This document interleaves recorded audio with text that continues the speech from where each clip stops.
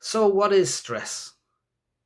Simply put, it's our body's natural response to pressure, challenges, threats that affect us during our daily lives.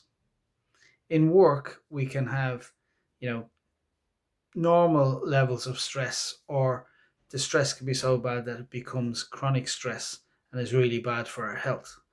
Because when we feel under pressure, our brain essentially is telling us to, oh, whoa, stop. Stop, we need to deal with this. And our body releases hormones and adrenaline like cortisol and adrenaline. Okay, our heart rate rises, our muscles tense, we become more alert. In fact, it's our fight or flight mode that's in our amygdala since the time we evolved as humans. That part of our brain hasn't changed. The problem occurs when the problem of the stress doesn't switch off.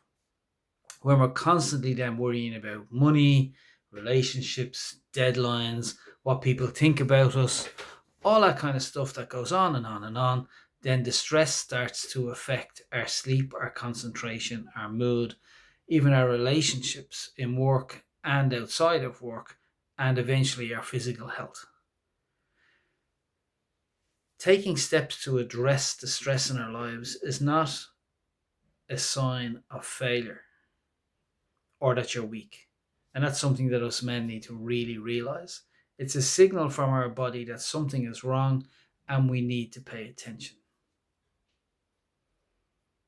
I know this firsthand. I wrote my book, The Bulletproof Banker, because of the breakdown I had working in a toxic environment under tremendous pressure, and my own mindset didn't allow me to take time to address, and the stress became chronic. The key is learning to recognize the signals that our body is telling us and learning to manage it before it manages us. If you'd like to know more about this, please visit my website, bjkenomotivation.com, or my YouTube channel, which has lots of videos on managing stress and toxic bosses, BJ Keno Motivation.